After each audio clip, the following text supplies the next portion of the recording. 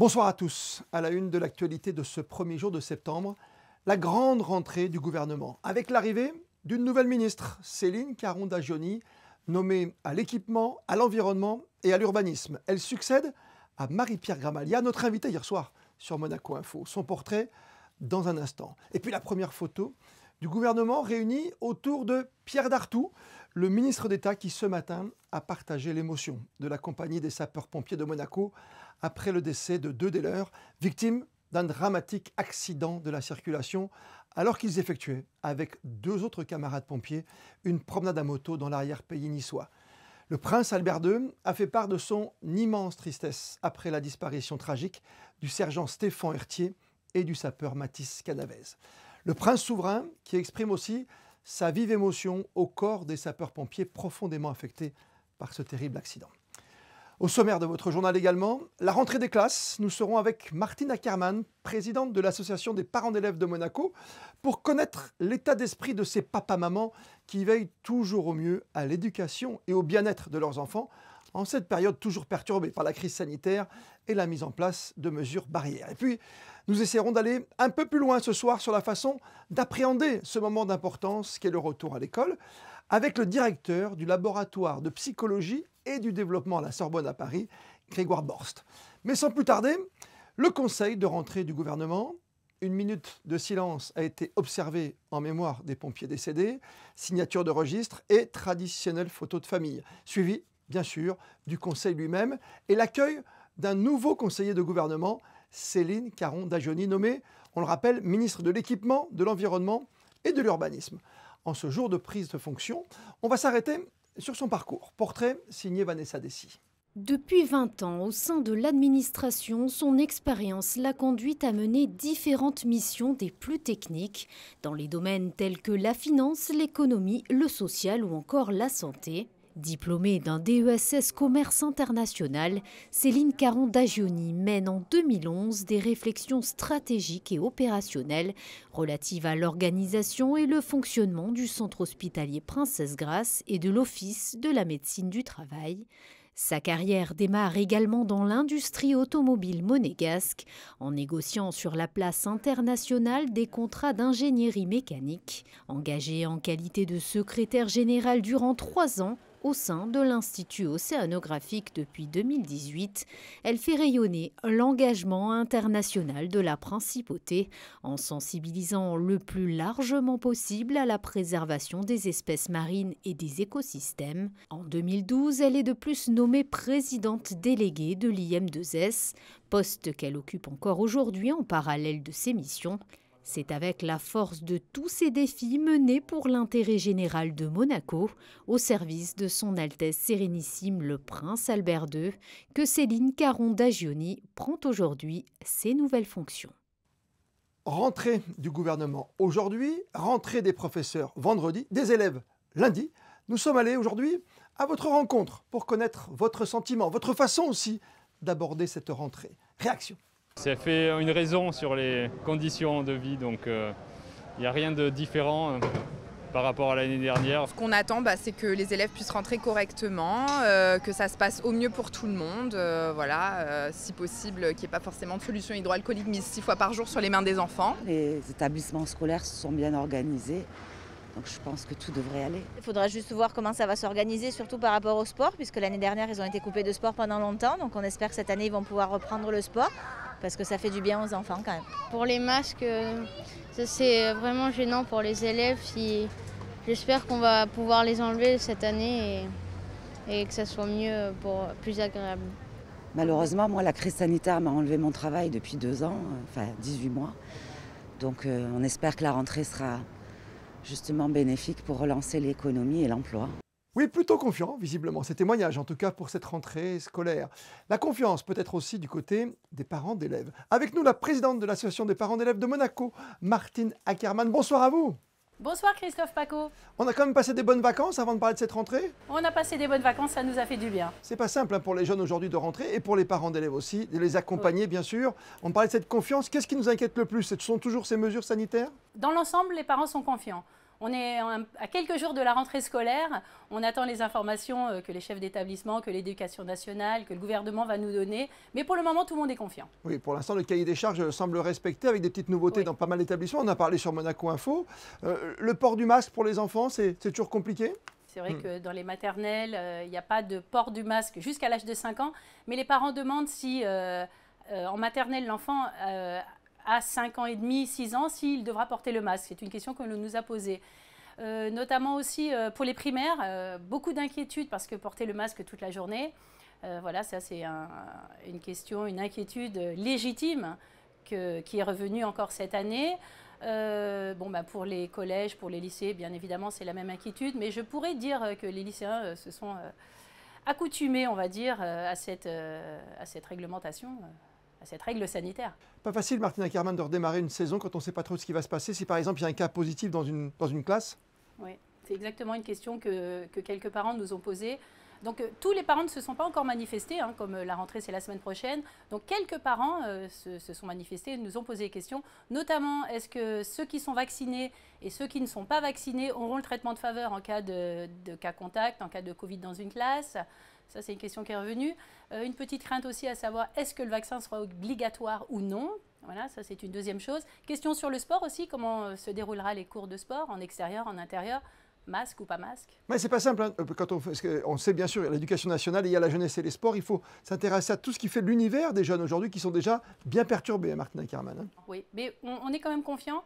La crise sanitaire, ces 2 dernières années, a bien été gérée par les chefs d'établissement, par l'éducation nationale, par le gouvernement et n'oublions pas, par les enfants eux-mêmes. Est-ce que tout le monde sera logé à la même enseigne? Est-ce que vous ne craignez pas finalement dans l'éducation une sorte d'inégalité face à la Covid?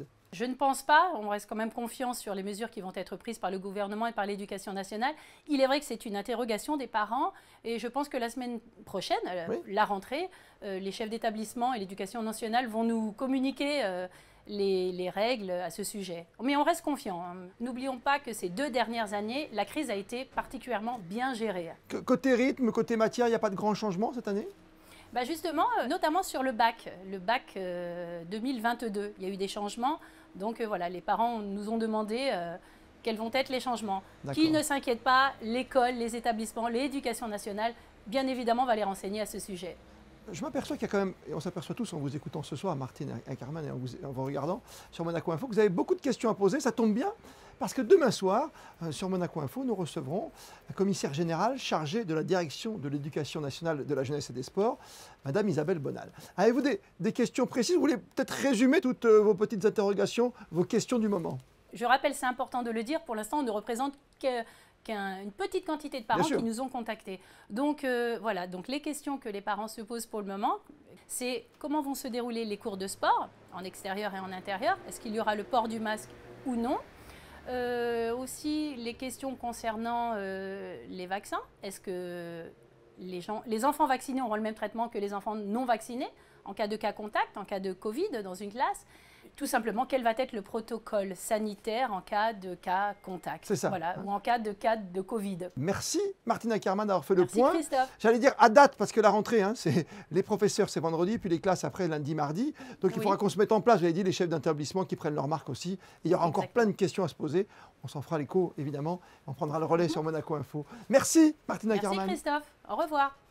Et pour certains d'entre vous, cette nouvelle saison rime souvent avec organisation, comme avec cette famille nombreuse qui compte des triplés et 2 autres enfants, le Club des 5. Reportage ce soir signé Charlotte Moreno et Alexandra Marangoni. Non, tu ne l'abîmes pas, c'est à ton frère. L'excitation de la rentrée est à son comble chez les Gali. Paul, Lucie, Rose, Maxime, Arthur, de la crèche au collège, tous sont parés pour le grand jour. Et cette année, la famille franchit 2 étapes importantes. Pour nous, c'est une toute nouvelle expérience parce que vu qu'on a des triplés, on va devoir faire 3 on va dire, rentrées, même s'il n'y a pas énormément de fournitures puisqu'ils rentrent en petite section de maternelle.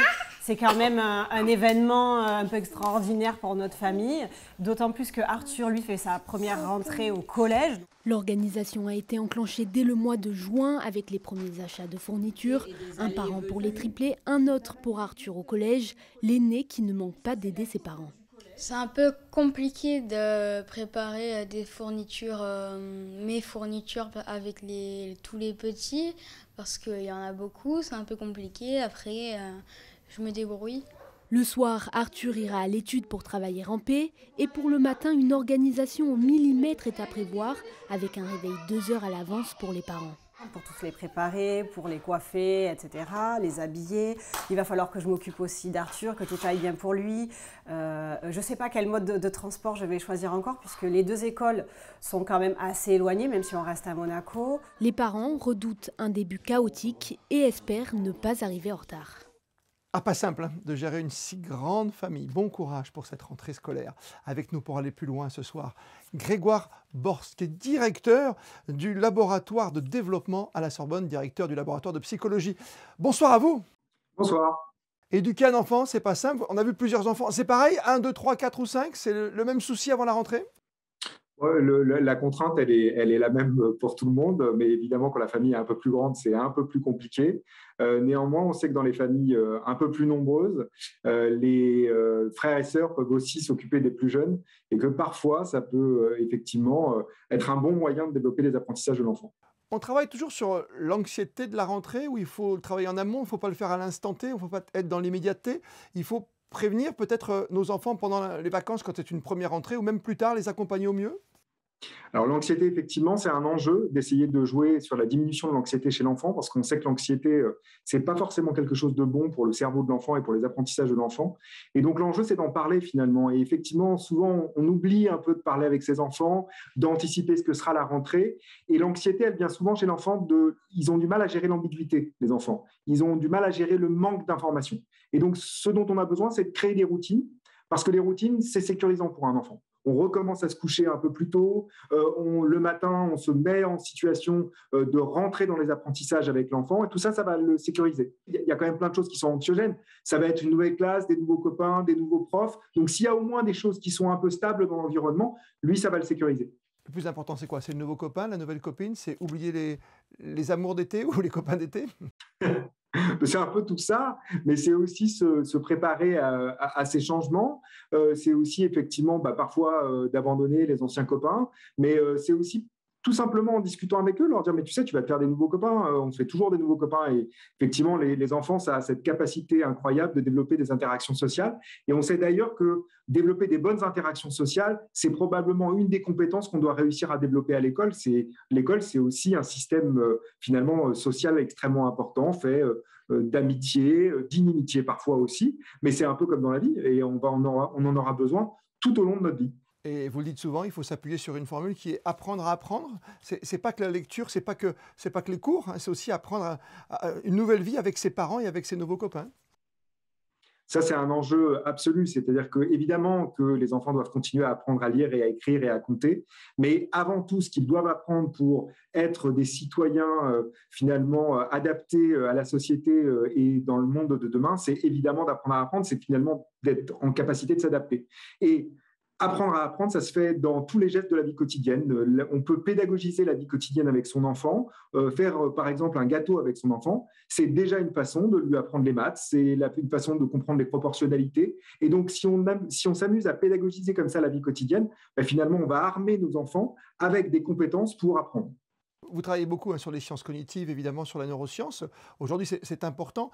Qu'est-ce qu'on remarque peut-être le plus, comme des petits-enfants, comme même les plus grands, c'est qu'on a un temps moyen pour bien travailler. Il faut enseigner pendant une dizaine, quinzaine de minutes pour être très concentré, pour être au summum? Alors, ce qu'on sait, c'est qu'effectivement, on a du mal à rester concentré. C'est très difficile pour notre cerveau. Notre cerveau, c'est 2 à 5% de notre masse, ça dépend un peu de votre masse, et c'est 20% de notre consommation. Voilà, 20% de notre consommation d'énergie, 80% de notre consommation d'oxygène. Donc, votre cerveau, il marche un peu à l'économie. Et donc, il a du mal à rester concentré. Et donc, un des vrais enjeux, finalement, c'est d'apprendre à nos enfants à être concentrés. Quand on dit apprendre à apprendre, c'est aussi apprendre à rester concentré, apprendre à se refocaliser sur l'activité en cours. Et tout ça, ça demande effectivement des gestes professionnels des enseignants et des parents. On sait qu'on peut, par exemple, une simple petite activité qui consiste à poser des questions aux enfants toutes les 20 minutes pendant un cours, ça suffit à améliorer leur concentration pendant le cours. On est loin du quand on veut, on peut. On est loin de ça aussi parce qu'il faut bien comprendre qu'effectivement, on n'est pas tous égaux devant les apprentissages. Et ça c'est peut-être effectivement quelque chose qu'on a trop longtemps cru. Finalement, les enfants partent avec tous le même bagage. Non, ce n'est pas tout à fait vrai. Il y a un vrai enjeu à prendre en compte le contexte familial et donc d'imaginer comment l'école peut finalement résorber les inégalités éducatives. Et c'est vrai que c'est le vrai enjeu de nos systèmes éducatifs, comment finalement on donne une vraie chance à tout le monde. Quand on parle de développement aussi, c'est pas simple dans cette période complètement troublée. Quand on rentre maintenant dans un établissement, on n'est même pas sûr de pouvoir finir une saison, on ne sait pas où on va. Vous avez noté peut-être des différences? Est-ce qu'on a aussi cette anxiété, cette angoisse du futur, de demain? Ça, il y a des données maintenant qui sont assez consolidées là-dessus. On sait qu'effectivement, le stress chronique dans lequel nous avons toutes et tous été, il ne faut pas oublier que cette crise de la Covid, ce n'est pas simplement avoir été en télétravail. On a tous été dans une situation très ambiguë, on ne comprenait pas très bien ce qui se passait. Et ce stress chronique, il a aussi joué sur le cerveau des enfants. Et on sait que le stress chronique, ce n'est pas bon pour le développement de l'enfant et pour le développement de son cerveau. Et donc, tout l'enjeu, c'est effectivement de créer des situations de sécurisation pour l'enfant, parce que plus on va sécuriser d'un point de vue émotionnel, d'un point de vue cognitif l'environnement, plus on va accompagner l'enfant dans ses apprentissages. Ce que ça veut dire qu'il faut être très transparent avec eux. Il ne faut pas avoir peur d'expliquer des choses compliquées aux enfants. Et il ne faut pas non plus avoir peur à des moments de leur dire tu sais, on ne sait pas, on va faire au mieux, on va essayer de s'adapter au maximum, mais ne t'inquiète pas, de toute façon, on va essayer de trouver et de créer l'environnement le plus sécurisé pour toi. Et ça, ne serait-ce que de lui dire ça, c'est déjà un levier finalement pour l'accompagner dans ses apprentissages scolaires fondamentaux. Merci à vous et bonne continuation à la Sorbonne notamment. Merci, à très bientôt sur Monaco Info. Au revoir. Les autres grands titres de l'actualité, c'est avec vous Patricia Navarro. Et après plusieurs arrivées, un départ à l'AS Monaco Basket. Oui, la Roca Team va continuer sans Marcos Knight, celui qui a largement contribué aux beaux résultats en Jeep Elite la saison passée et en Eurocup, n'a finalement pas rejoint le groupe lors de la préparation physique à Bormio. Des problèmes d'ordre administratif sont à l'origine de ce départ. Une arrivée à la tête de l'école d'art plastique du pavillon Bozio. Le nouveau directeur vient d'être présenté. Thierry Levier entre en fonction aujourd'hui, 1er septembre. Il succède à Isabelle Lombardo, qui a dirigé l'établissement pendant 16 ans. Il est diplômé de l'école du Louvre et de l'école du magasin. Il occupait jusqu'à présent un poste aux Beaux-Arts de Paris. Il va reprendre la mer, le pirate blanc que nous avions suivi l'an passé. Il va mener une nouvelle campagne de collecte de jouets. Il va quitter Marseille pour rejoindre Menton 3 semaines plus tard en faisant escale dans de nombreux ports où ont été installés des coffres destinés à recueillir des jouets neufs. C'est le cas à Monaco où vos dons sont attendus. Le précieux butin sera ensuite distribué aux enfants hospitalisés. L'an passé, plus de 1100 jeux avaient ainsi été collectés. L'été n'est pas vraiment terminé à Monaco, vous le savez. Les vacances jouent les prolongations. Et une baignade en piscine est toujours la bienvenue. Oui, alors attention, pour un plongeon en plein air, notez ce changement d'horaire à la piscine du stade nautique Régnier 3. À partir d'aujourd'hui, elle sera ouverte de 9h à 18h tous les jours. Les règles sanitaires en vigueur, elles ne changent pas. Pensez à venir avec un masque. Et puis, la piscine Saint-Charles, qui est couverte, va bientôt rouvrir le lundi 6 septembre. Place aux prévisions météo, Patricia, pour les heures à venir. Et les conditions météo vont se dégrader jeudi. Les nuages seront de plus en plus présents et le soleil aura bien du mal à s'imposer. Malgré cela, les températures seront encore très agréables. Elles oscilleront entre 21 degrés en matinée et 28 degrés au meilleur moment de la journée. Le soleil se lèvera à 6h53 pour se coucher à 20h07. Nous fêterons demain les Ingrid. Comme le veut la tradition, on termine par les instantanés du jour et le conseil de rentrée au ministère d'État avec l'arrivée d'un nouveau conseiller. Reportage photo signé Manuel Vitali. Demain, vous retrouverez Émilie Rousseau pour une nouvelle édition de votre journal sur Monaco Info. Bonne soirée à toutes et à tous.